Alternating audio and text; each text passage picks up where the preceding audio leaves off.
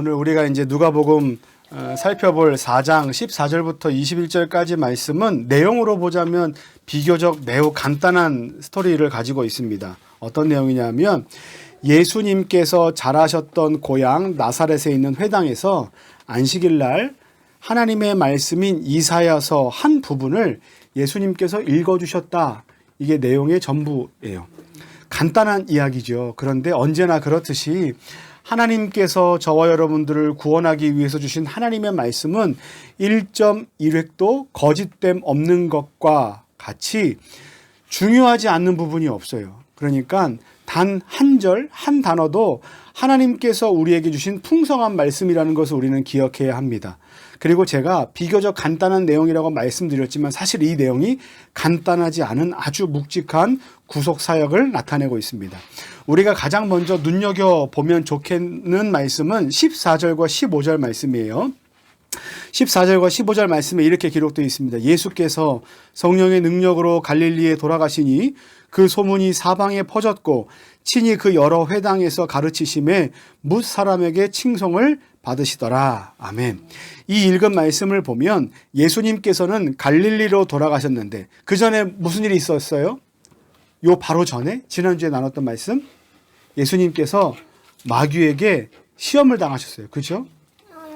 첫 번째, 두 번째, 세 번째 내가 만일 하나님의 아들이어든 이런 유혹을 받았어요.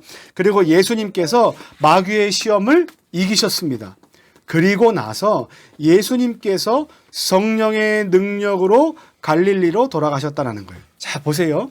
예수님께서 시험을 이기시고 갈릴리로 돌아가셨다라고 하면 끝날 문장인데 여기 뭐라고 기록되어 있냐면 예수님께서는 갈릴리로 돌아가셨는데 그냥 가신 것이 아니라 성령의 능력으로 그곳으로 가셨다는 거예요. 지난주 말씀에도 그런 말씀이 있었죠. 성령에 이끌리시어 성령님과 동행하며 하나님께서 그 인도하심 대로 그리고 그 안에서 마귀에게 시험을 받으시고 다시 시험을 이기시는 승리의 역사를 예수님께서 이뤄내셨다. 이런 말씀 우리가 들었어요. 예수님께서는 성령님과 동일 본질이심에도 불구하고 성령님께 이끌림 바 되어 성령님으로 충만한 분이셨다는 메시지가 바로 지난주 메시지와 오늘 말씀이에요. 그러니까 예수님께서는 혼자 하나님의 사역을 감당하실 수 있었지만 인성을 가지신 분으로 성령으로 충만하신 사역을 늘 함께 동역하셨던 것을 우리에게 보여주고 계십니다. 이것은 무엇을 말하냐면 그분은 어디를 가시나 그리고 무엇을 하시나 늘 성령님과 동행했다라는 것을 우리에게 보여주시는데 사랑하는 성도 여러분, 이것이 바로 예수님께서 우리에게 허락하신 선물입니다. 그리고 또 하나 삶의 문제들을 이겨낼 수 있는 유일한 방법이에요. 뭐가요? 성령님과 동행하는 것. 성령님으로 충만한 것이 하나님께서 우리에게 허락하신 선물이자 우리가 승리로 살아갈 수 있는 능력의 비결입니다. 바라기는 예수님처럼 날마다 성령으로 충만하시고 또 성령의 능력과 성령님의 동행하심으로 날마다 영적으로 강건한 인생 되시는 저와 여러분들 되시기를 예수님의 이름으로 간절히 축원합니다. 축원합니다. 아멘. 그런데 한번 볼게요. 그렇게 성령님과 동행하시는 예수님은 가시는 곳마다 어떻게 되셨습니까? 사람들의 주목을 받으셨고 또 사람들에게 칭송을 받으셨습니다. 지금식으로 표현하면 예수님은 가는 곳마다 인싸 중에 인싸가 되셨고 또 인플루언서가 되셨다는 거예요. 그런 상황에서 가신 곳이 어디냐 하면 나사렛입니다. 나사렛은 어떤 곳이냐 하면 우리가 누가복음 처음 말씀을 살펴볼 때 우리가 들어왔던 곳일 텐데 여기는 어떤 곳이냐면 예수님께서 자라나셨던 고향 땅이에요. 나사렛 예수 이런 말 들어보셨죠? 예수님께서는 지금 바로 그 고향 나사렛에 있는 회당으로 가셨던 겁니다. 그런데 오늘 예수님께서 안식일에 그 회당에 들어가셔서 뭘 하셨습니까? 해오시던 대로 성경을 읽으셨다는 겁니다. 여기서 성경을 읽으셨다는 것은 회당, 지금으로 말하면 예배당 한 귀퉁이에서 누군가가 성경책을 펴놓고 조용히 예배가 시작되기까지 성경을 읽었다 이런 의미가 아니에요. 어떤 의미냐면 당시 회당에서 성경을 읽는다는 것은 마치 수많은 군중들 앞에서 하나님의 말씀을 읽고 외쳤던 에스라 선지자처럼 많은 회중들 앞에서 선포하듯이 하나님의 말씀을 낭독하고 읽는 행위를 성경을 읽었다라는 것으로 우리는 이해할 수 있습니다. 그런데 안식일마다 회당에 모여서 보통 7명의 성경 봉독자가 성경을 낭독합니다. 먼저는 제사장, 다음으로는 레위인, 그리고 나머지 5명은 회당에 속한 이렇게 유명한 총망받은 사람들로부터 존경받을 만한 사람이 하나님의 말씀을 읽고 낭독했을 거예요. 그런데 그 중에 한 분이 누구셨다는 거예요? 바로 예수님께서 고향 땅 나사렛의 회당에서 하나님의 말씀을 낭독하셨다는 겁니다. 그리고 그날 예수님께서 읽으셔야만 했던 본문이 이사야서 말씀이었는데, 예수님께서는 이사야서 말씀 중에서도 굳이 유독 의도적으로 이사야 61장 1절과 2절 말씀을 그 무리들에게 낭독하셨다는 거예요. 1절과 2절 말씀이 무엇이냐 하면, 주 여호와의 영이 내게 내리셨으니 이는 여호와께서 내게 기름을 부으사 가난한 자에게 아름다운 소식을 전하게 하려 하심이라. 나를 보내사 마음이 상한 자를 고치며 포로된 자에게 자유를, 갇힌 자에게 노임을 선포하며 여호와의 은혜의 해와 우리 하나님의 보복의 날을 선포하여 모든 슬픈 자를 위로하되 라는 하나님의 말씀을 그 모인 무리들에게 의도적으로 읽어주셨습니다. 여러분, 이 말씀이 무슨 말씀인지 아십니까? 이 말씀은요, 구약성경 이사야서 61장 1절과 2절 말씀에 기록된 이 말씀은 어떤 말씀이냐면, 앞으로 오실 메시아가 회복시킬 하나님의 나라의 그 사역에 대해서 말씀하고 계신 거예요. 메시아가 행하실 일이 무엇입니까? 하나님 나라를 회복시키면서 하실 일이 뭐예요? 큰 범주로 보자면 이거예요. 첫 번째, 가난한 자에게 복음을 전파하시겠다라는 거예요. 두 번째, 주의 은혜를 전파하겠다는 것이 앞으로 오실 구원자 메시아가 이 땅 가운데 구원을 바라는 신자들에게 하실 일입니다. 먼저 가난한 자는 어떤 자입니까? 여기서 가난한 자는 누구예요? 돈 없이 부자와는 반대되는 사람이 가난한 자입니까? 우리는 표면적으로 그렇게 볼 수 있지만 그렇지 않아요. 그 뒤에 나오는 설명들을 이어서 보십시오. 가난한 자와 마음이 상한 자와 포로된 자와 갇힌 자들을 어떻게 하신다고요? 메시아가 자유케 한다라는 내용이 이렇게 열거되어 있습니다. 이처럼 구체적인 이미지들을 통해서 설명된 이 사람들은 어떤 사람들이냐면 모두 다 하나같이 마귀에게 얽매여서 살아가는 인생들이에요. 그러니까 죄 가운데 여전히 죄의 종노릇하며 살아가고 있는 사람들을 뭐라고 말합니까? 가난한 자, 마음이 상한 자, 포로된 자, 갇힌 자들이라고 예수님께서 말씀하시는 거예요. 그런데 그런 가난한 인생을 살아가는 이들에게 뭐가 선포됩니까? 복음이 선포돼요. 복음은 뭐냐면 더 이상 너희가 죄 가운데 가난하게 마음이 상한 채로 포로된 자처럼 갇혀서 살지 않아도 된다라는 복된 소식, 복된 방법을 구원자 되신 메시아께서 선포하신다는 거예요. 그리고 그로 인해서 그들 가운데 어떤 일이 선포됩니까? 은혜의 해가 선포되어요. 여기 보면 은혜의 해는 구약 성경에서 언급하고 있는 희년에 대한 모티브를 가지고 선포되는 말씀입니다. 희년이 무슨 날이에요? 안식일이 모여서 안식년이 되고 안식년이 모여서 희년이 되는 그 해가 바로 희년 아닙니까? 50번째 되는 그 해, 리셋되는 해, 다시 모든 것이 제자리로 돌아가는 회복되는 해가 바로 희년의 해예요. 그러니까 이 희년에는 어떤 은혜가 부어지냐면 빚진 것이 탕감받고 종되었던 이들이 가족의 품으로 돌아오고 어쩔 수 없이 먹고 살기 위해서 매매했던 땅들을 다시 돌려받는 이 희년을 뭐라고 말하냐면 대사면의 해, 대회복의 은혜의 해가 바로 희년의 해예요. 그런데 앞으로 오실 메시아는 그렇게 50년 만에 한 번씩 찾아오는 희년의 해를 어떻게 하시는 분이십니까? 영원히 지속될 영적인 희년의 해로 완전하게 회복시키실 분이 누구시다? 바로 메시아시고 그 메시아로 오시는 분이 누구시다? 바로 예수님이시라는 것을 예수님께서 선포하시기 위해서 의도적으로 어떤 말씀을 읽으신 거냐면 이사야서 61장 1절과 2절 말씀을 그 회당에 모인 무리들 앞에서 읽으신 거예요. 그리고 의도적으로 그 말씀을 읽으신 후에 예수님께서 누가복음 4장 21절 말씀에 뭐라고 말씀하십니까? 이 글이 이 이사야서 61장 1절과 2절의 말씀이 오늘 너희의 귀에 응하였느니라. 뭐라고 말씀하세요? 오늘 너희의 귀에 응하였다라고 말씀하세요. 이게 무슨 말이에요? 영적으로 죄의 종로로 타는 너희를 구원하시기 위해서 올 메시아, 영원한 영적인 희년을 성취할 메시아를 기다린 너희들아, 오늘 그 일이 너희들 안에 이루어졌는데 누구를 통해서 이루어진지 아느냐? 바로 지금 안식일 날 회당에서 너희와 함께 서서 이 말씀을 낭독하고 있는 바로 나 예수 그리스도를 통하여 너희 가운데 이 희년의 해가, 영원한 희년의 은혜의 해가 선포되었다. 내가 바로 그 복음의 주인이고 영원한 희년의 회복을 허락하실 메시아다라고 예수님께서 말씀하시는 거예요. 그런데 커다란 문제가 하나가 있어요. 뭐냐 하면 지금 여기가 어느 지역이에요? 맞아요. 나사렛이에요. 나사렛은 예수님의 고향 땅이에요.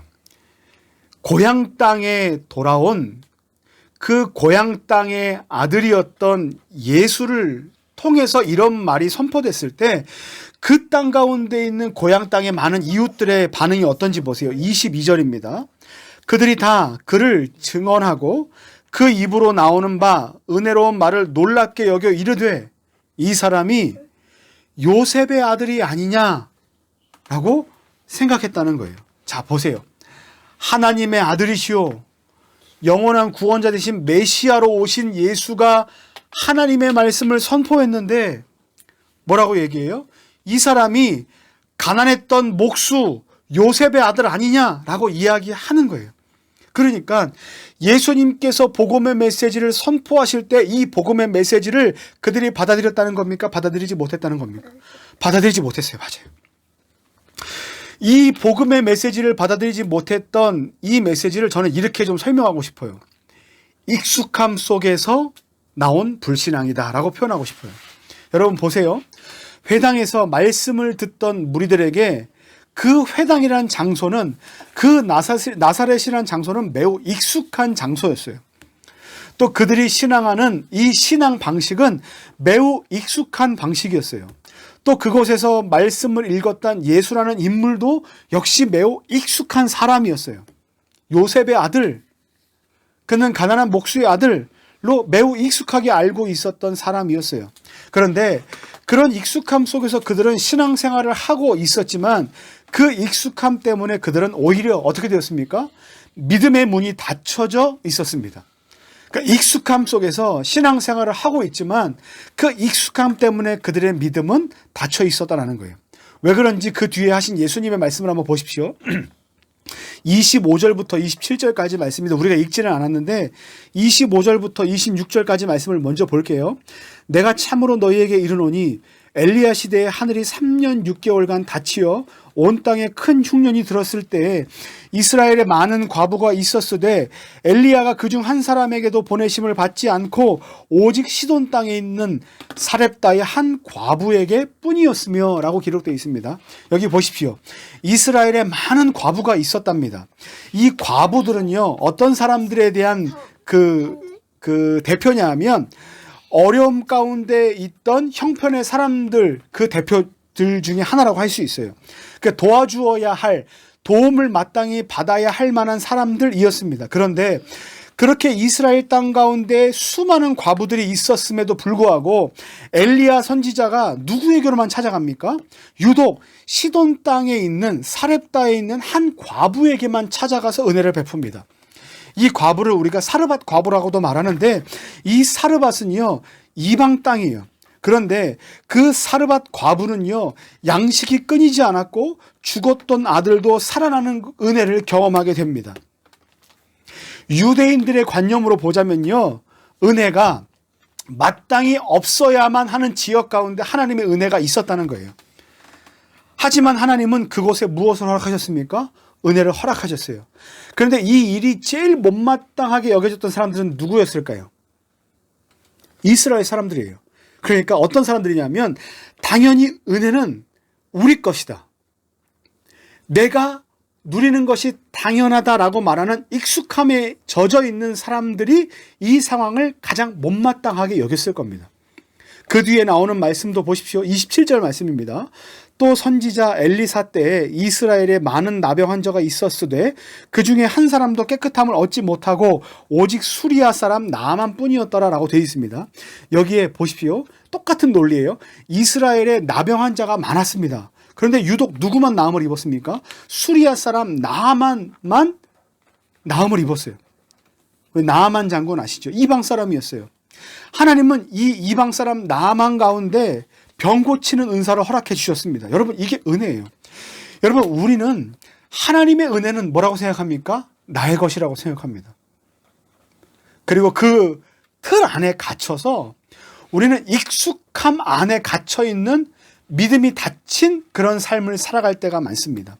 익숙함에 젖어서 정작 복음의 주인으로 오신 예수님을 보지 못하는 불신하는 마음이 우리 가운데 가득할 때가 있다는 거예요. 여러분, 우리 안에 갇혀있는 그 익숙함이 무엇입니까? 우리의 신앙 경력이 이만큼이나 돼.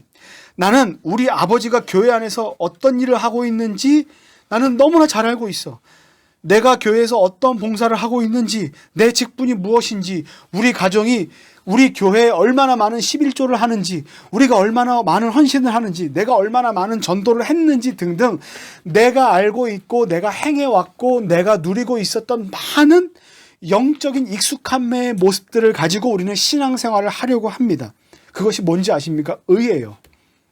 나의 실력이고 나의 자랑이 됩니다. 그런데 보십시오. 우리가 누리는 모든 것들은 마땅히 뭐라고 말씀하고 계십니까? 은혜예요. 은혜가 선포되지 못할 만한 장소와 은혜가 선포되면 안 되는 그와 같은 사람들에게 예수님께서 무엇을 허락하십니까? 은혜를 선포하시는 거예요.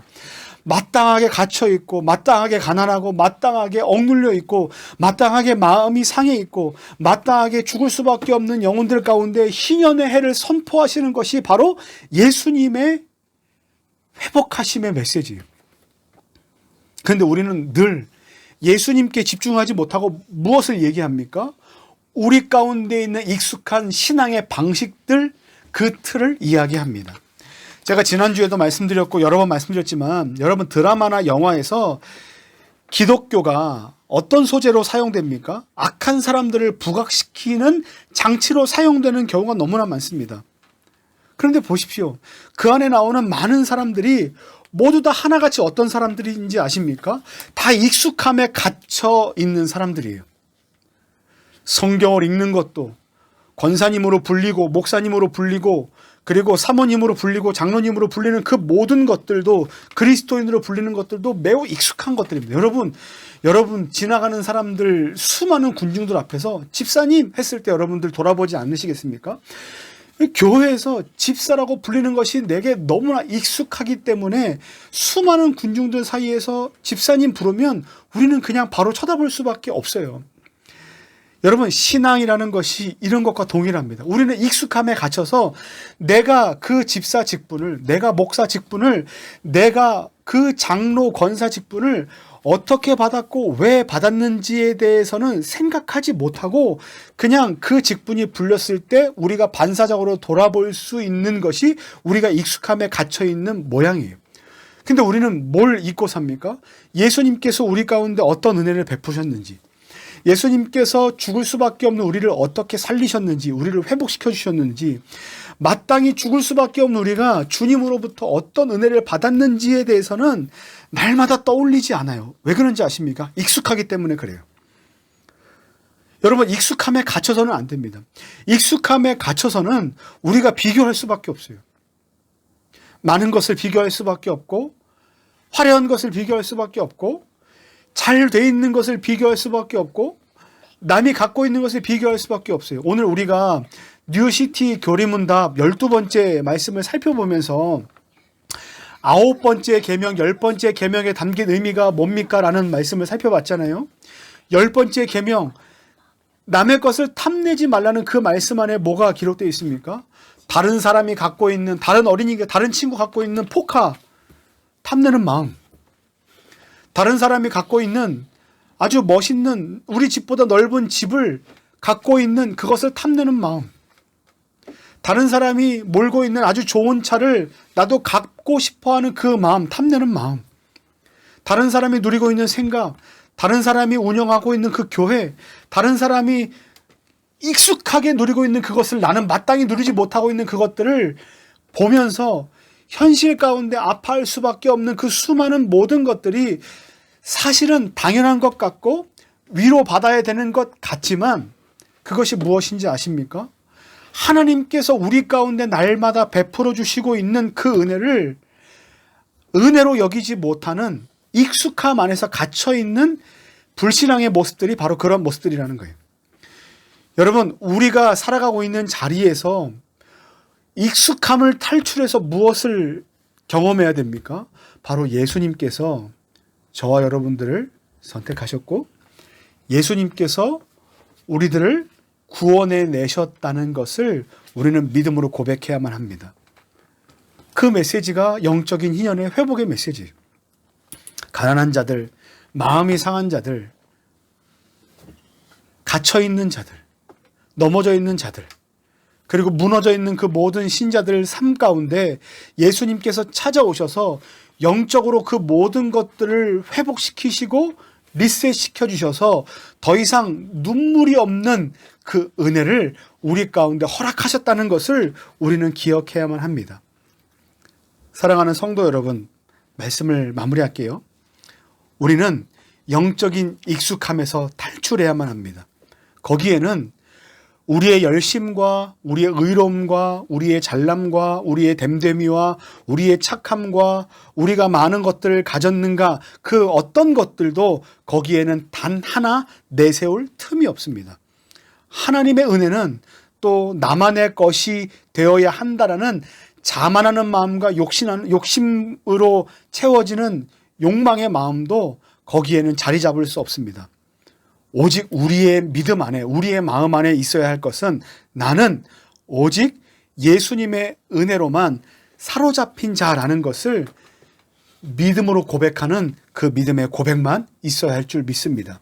사랑하는 성도 여러분, 영적으로 익숙함에서 우리의 시선을 돌리시고 탈출하셔서 예수님의 은혜로 우리의 시선을 고정시키시고 또 예수님의 은혜, 날마다 새롭게 부어주시는 그 구원자 되신 예수님의 은혜로 인하여 날마다 우리 삶 가운데 새로운 영적인 매일매일의 영적인 희년이 날마다 선포되고 회복되는 놀라운 저와 여러분들의 삶이 되기를 예수님의 이름으로 간절히 축원합니다. 아멘. 우리 함께 주신 말씀 기억하면서 우리 함께 찬양하도록 하겠습니다.